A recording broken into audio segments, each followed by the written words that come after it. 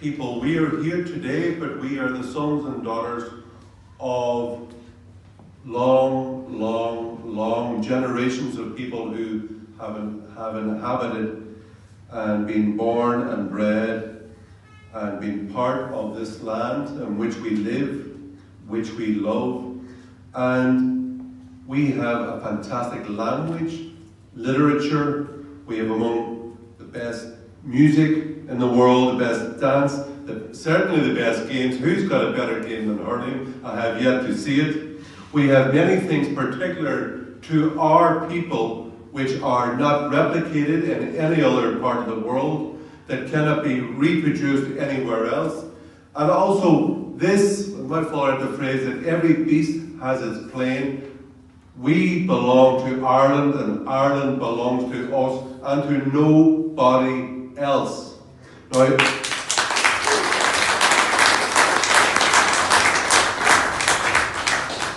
as you know, I grew up in Derry. We have a very high view of ourselves, and we would claim that we were kind of like the Athens of the North.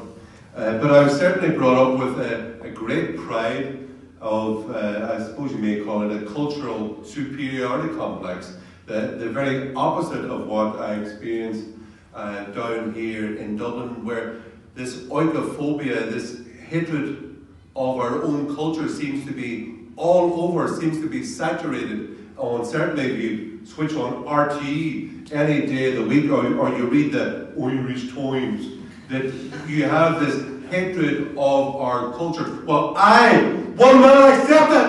I will not accept it!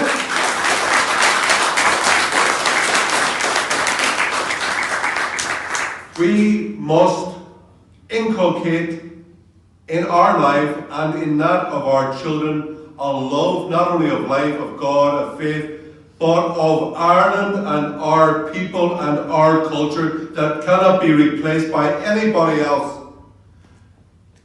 Now, when we look at this oikophobia that's hoisted on us, but there's so many good things about Ireland. I remember I'm sure you've all been at a wake recently, and you see the support of your neighbours. We talked about Mayhill and things, people working together as a community, not only the importance of the dignity of the individual, but also the importance of family, the sense of belonging in a place, and also the support of a community as well. Now, I was looking online. There was a very fine hurler, and there's not that many of them in Tyrone.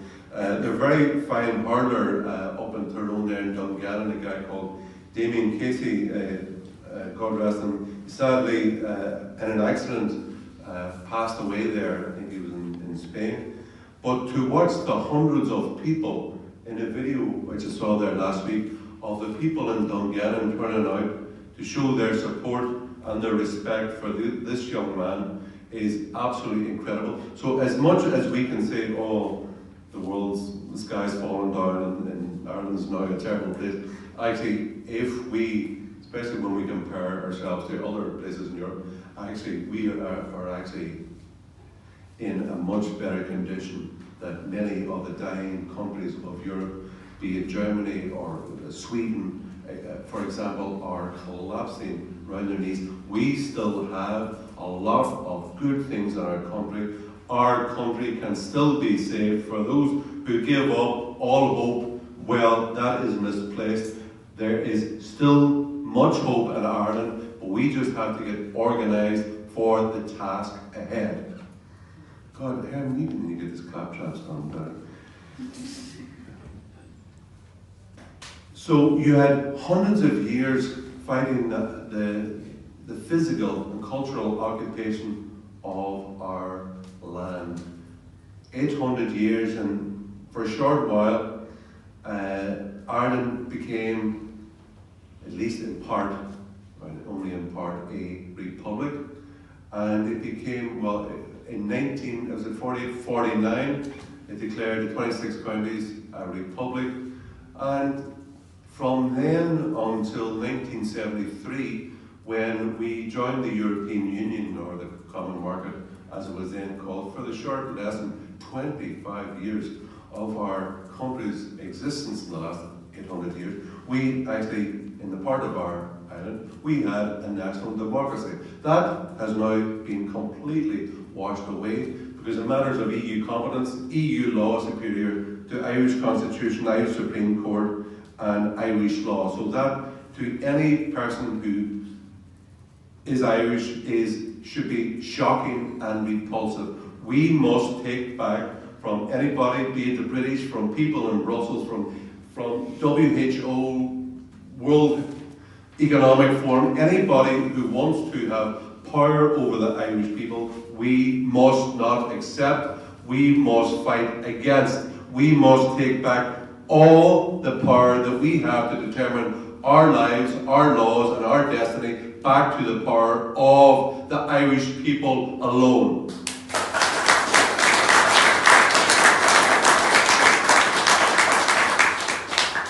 Michael talked on the point of the moral, cultural demoralization of the Irish people. Do you know what? We are not asking you as a party to go out and get hung, drawn and quartered, to go out and take a bullet in the head, to go out and being burned. No, but that was the part that our forebears, those who came before us, maybe not that long ago actually, but certainly those who came before us, that is what they had to endure, that they could see, that they were seeking Ireland for Irish people. But we've had much harder times before. So when you look at the famine, we had 1 million, I believe it's 1.5 million people died within a short number of years.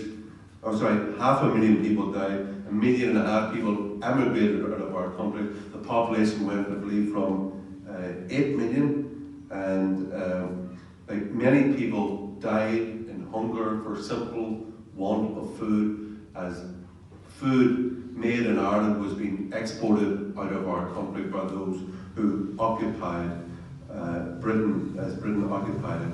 When we look, there's Carl Murphy here. I don't know, should have put that at the top secret, that his handle on politics. We're kind of warriors, we all kind of started as warriors for politics.ie, fighting a good fight.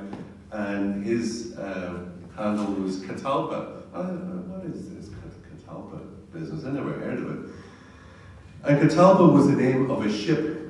There were 6 Fenians in 1847. There had been 81 Fenians exported to Australia. Most of them got off on pardons. But basically, the 6 hardcore, most militant Fenians of the lot were left rotting in a prison in Fremantle in Western Australia. And a guy, John Wilson, he wrote a very touching letter to a top Fenian a newspaper man in New York called John Devoy, who's kind of forgotten now, but is a very honourable and patriotic and a great man. That he wrote to him, and he outlined in it's actually very moving terms. If you go and read the letter, please, the letter from John Wilson to John Devoy, and he talked about the utter despair that these 6 men experienced when they were in Australia, and he basically begged them to please do everything in their power to do whatever is necessary to come and get them. And John Devoy, who's a powerful figure among Clan na Gael in the States, got the money together with help of his compatriots in the States, and also John Boyle O'Reilly, who's a poet, I believe, from Cavan. Got the money together, got a ship captain, bought a boat, and sent these boys from New York. We got a whaling ship and sent these boys off to Fremantle and organised the breakout of prison and the transport of these 6 Fenians back to the States. I think it's an episode in Irish history that many people aren't aware of. But another example of how things seemed desperate, how the kind of battle seemed lost. In 1910, there was, up in Dundalk, in 1910, there was a huge public display of all the population. Like Dundalk, it's hard to believe now, but Dundalk was a very kind of loyalist type of town on the border. And the police, the RIC, there was a huge turnout of uniformed police and British Army in Dundalk. And a group of 13 Sinn Féiners in 1910, as they were playing God Save the Queen outside the courthouse in Dundalk, and they were having a celebration about King George IV. 13 men and women, Republicans, Sinn Féiners, at a monument in Dundalk, raised the Irish flag and sang God Save Ireland. That was the protest. Could you imagine among thousands of people with all the armaments and power of the British Empire, and a mere 13 people shouted for an Irish Republic? But you know what? Within 10 years of this silly little band demanding that they be free to determine their own future, they had what would go on to become an Irish Republic. So, even though our numbers are small, if we are determined to fight for the good and for the good of Ireland, we can achieve great things if we put ourselves to that task. So I would ask you all here to tell your family and your friends, do everything within your power to expand, tell people about the party, about our policies, about what we want to achieve, and to get all allies possible to help us in that task. But there are, so among those three examples of despair in Irish history, remember that Pearse talked about from these patriot graves, the Fenian graves, that a living nation would go. But there are seeds of hope even now among this cultural cesspit that we had a witness outside the room here today. One is that even in matters of, you would see some of the photographs I took downstairs there, it's just unbelievable. They think that parents would take their children to see grown men dressed in a very sexual fashion, absolutely grotesque. But you can see in the last number of weeks that there has the beginning of a pushback against the imposition of this trans ideology on impressionable children. Now, if parents are not willing to protect their children from early sexualization and the predatory notions of people who pass these sick and warped trans ideology, where really they don't deserve freedom, and they certainly won't help us in the fight for Irish freedom. But there is the beginning of a kickback against the imposition of this LGBTIQ minus ideology in Ireland. So that is good. Another thing is that I talked about it earlier, that Ireland is very much a cultural, it seems, the George Floyd thing, the BLM, that Ireland, if America sneezes, we catch a cold very quickly. That it is good that even in the Supreme Court judgment there in the US recently, that it did show that, well, one, in the US, there's no constitutional right to abortion, and two, it is the people who should decide, not be imposed by the state, and three, that the whole cultural decline of a nation is not an inevitability.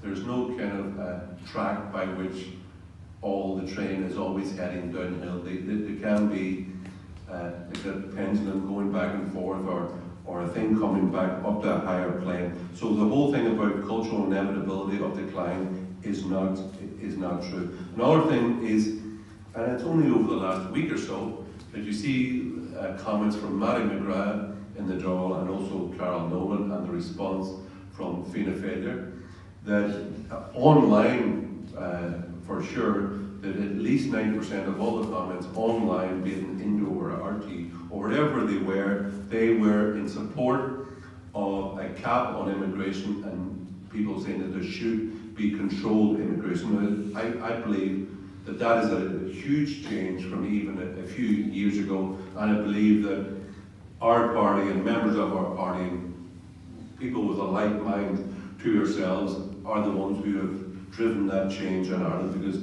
we have been very strong talking about the need of controlled and vetted immigration system in Ireland, and everything should be suited towards what benefits Irish people. Another thing is that we have, even within the short time of our party of 3 years, we have already been proven correct, and that we were advocating the importance of Ireland having our own currency. Now the euro, that currency of occupation, that poison in your pocket, when we joined the euro, we give up the ability to set our own interest rates and the ability to control money supply. Now,